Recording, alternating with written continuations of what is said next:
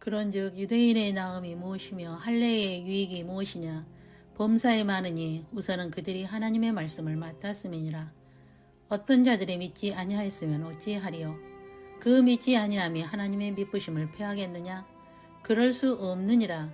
사람은 다 거짓되되 오직 하나님은 참되시다 할지어다. 기록된 바 주께서 주의 말씀에 의롭다함을 얻으시고 판단 받으실 때에 이기려 하심이라 함과 같으니라. 그러나 우리 불의가 하나님의 의를 드러나게 하면 무슨 말 하리요. 내가 사람의 말하는 대로 말하노니 진노를 내리시는 하나님의 불의하시냐. 결코 그렇지 아니하니라. 만일 그리하면 하나님께서 어찌 세상을 심판하시리요. 그러나 나의 거짓말로 하나님의 참되심이 더 풍성하여 그의 영광이 되었다면 어찌 내가 죄인처럼 심판을 받으리요. 또는 그러면 선을 이루게 하여 악을 행하자 하지 않겠느냐. 어떤 이들이 이렇게 비방하여 우리가 이런 말을 한다고 하니 그들은 정죄받는 것이 마땅하니라. 로마서 3장 1절로 8절 말씀입니다. 할례의 유래는 아브라함을 부르시고 열국의 아비라는 이름으로 바꾸어 주시면서 행하게 하신 것이 할례입니다. 너는 열국의 아비가 될 것이라. 너로 인하여 열국이 나로 여호와인 줄을 알게 할 것이라 하시고 영원한 계약을 기억하기 위해서 할례를 행하게 하셨습니다. 아브라함으로부터 예수님이 탄생하시기 전까지 2000년 동안 할례를 철저히 받게 하고 예수님도 바울도 할례를 받음으로 할례를 통하여 율법을 지키게 하였으며 창조 목적을 잊지 말고 지키게 하였습니다.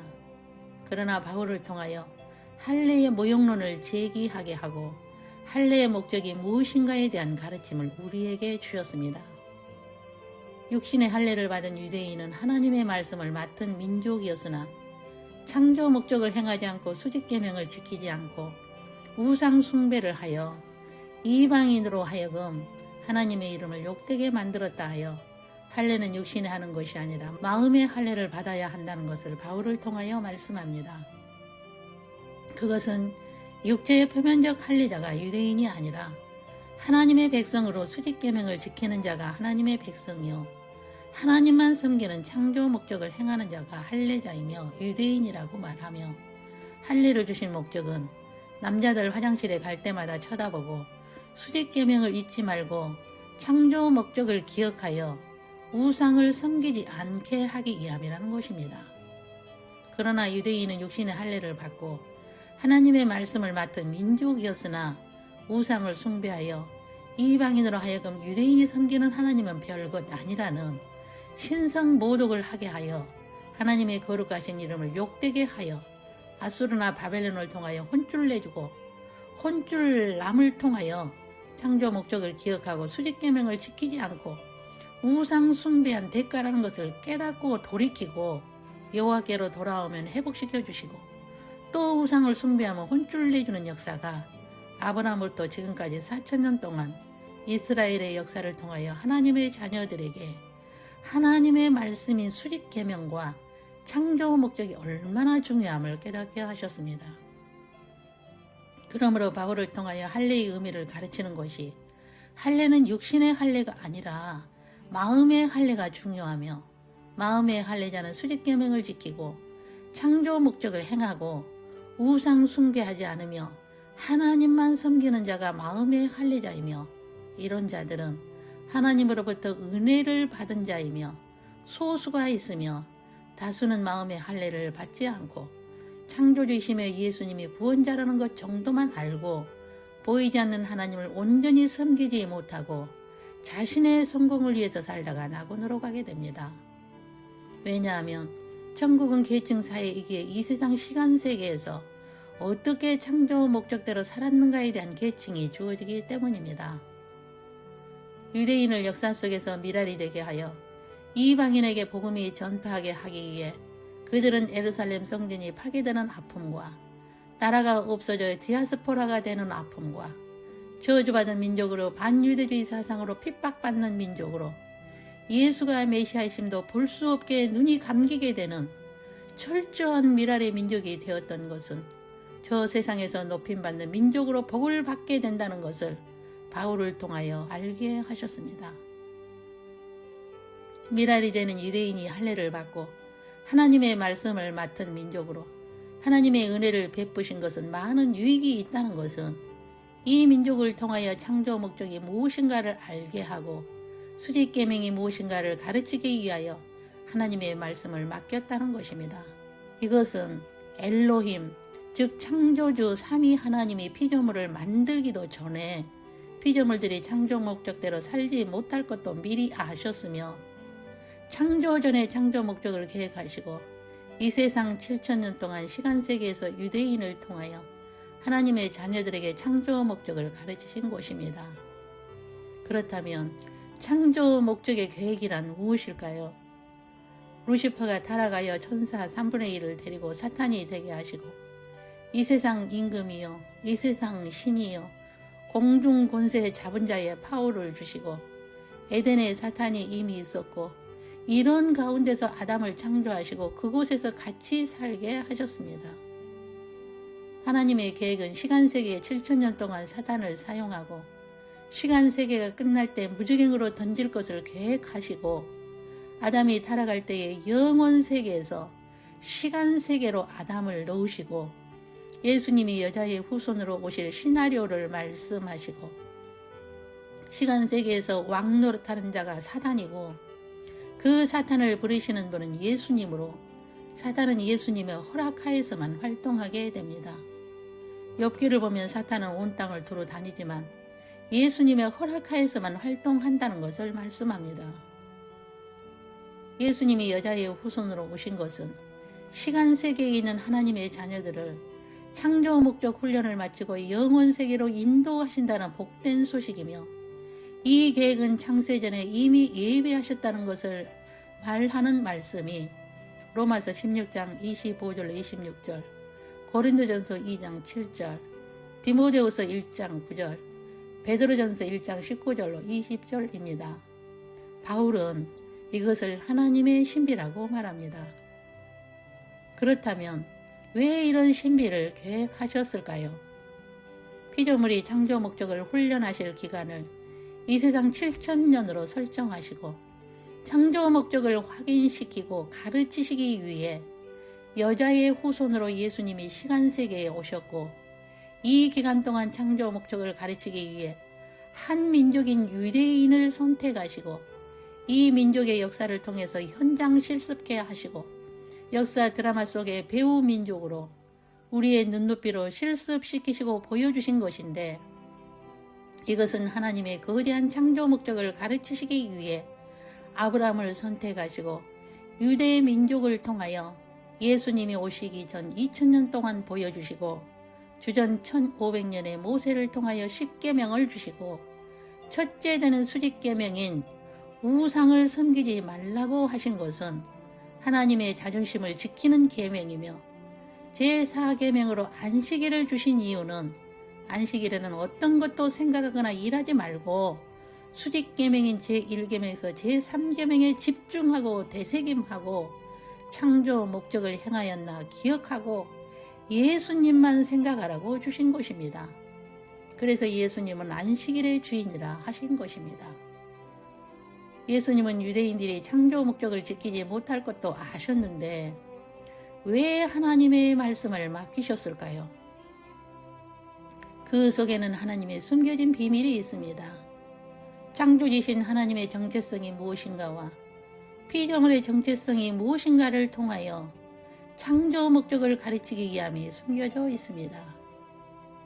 피조물은 믿을 만한 존재가 아니라는 것으로 시간 속에서 사는 존재이기에 영계 속의 하나님의 주파수가 다르고 차원이 다르다는 것으로 하나님의 신실하심과 변함없으심을 보여 영광 돌리게 하기 위함이며 피조물은 상황에 따라 변하고 유익에 따라 약속도 번복하는 존재이므로 믿을 수 없다는 것을 보여주고 피조물은 믿음의 대상이 아니라 사랑의 대상이라는 것을 가르치기 위해서 유대인이 하나님의 말씀을 맡았으나 우상 섬기는 모습을 역사 속에서 보여주신 것입니다.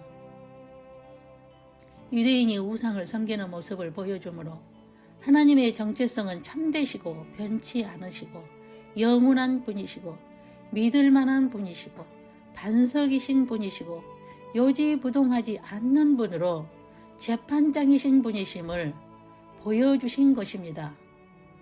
그러므로 바울은 사람의 불의가 하나님의 의를 드러내는 것이 되어 하나님의 영광이 더 크게 나타났다는 것입니다. 그것은 사람의 불의를 보고 창조주신 예수님께 영광 돌린다는 것으로 유대인의 불순종의 결과가 하나님의 의로우심과 참되심과 영광스러움으로 나타나게 된다는 것을 바울을 통하여 알게 하셨습니다.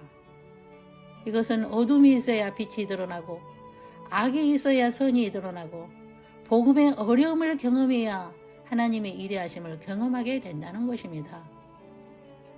유대인의 표면적 할례자의 불의가 하나님의 의와 참되심과 영광이 드러나게 됨을 바울은 말하고 있는데, 그렇다고 더 불의를 향하여 하나님의 의를 드러내야 하는가? 그것은 아니라는 것입니다.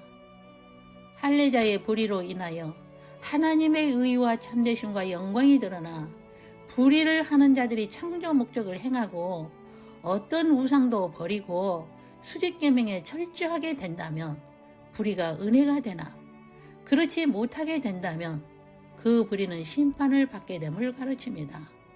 그러므로 은혜가 더 커지게 하기 위해 죄를 지을 수 없다는 것이지요.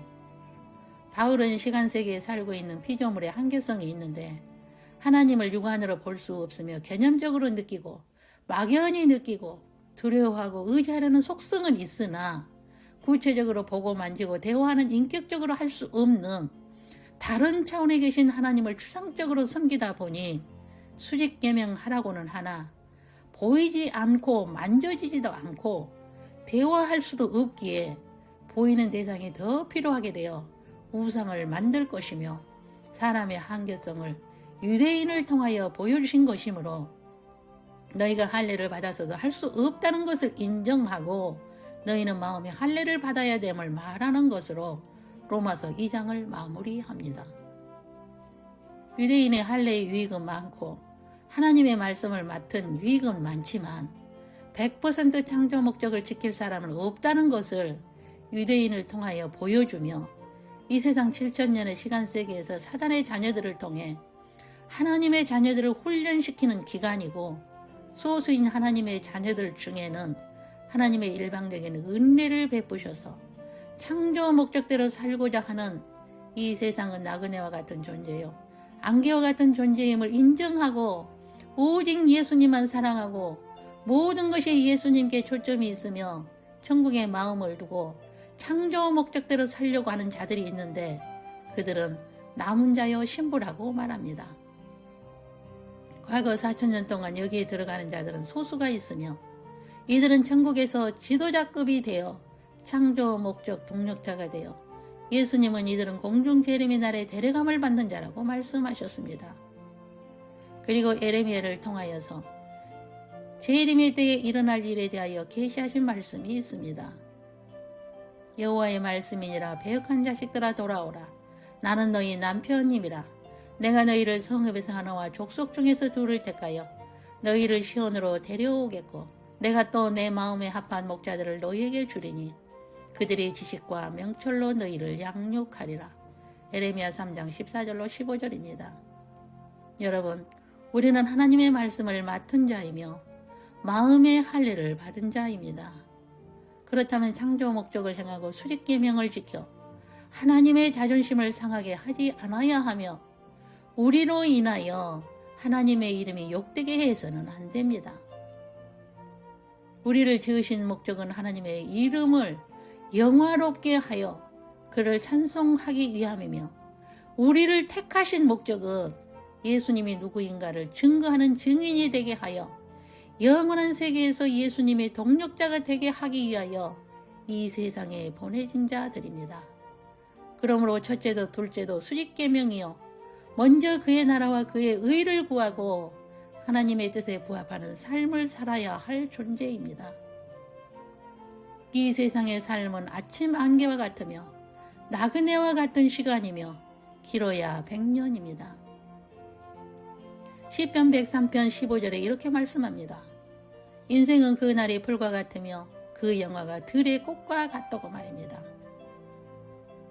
그러나 우리는 천국 시민권을 가진 자입니다.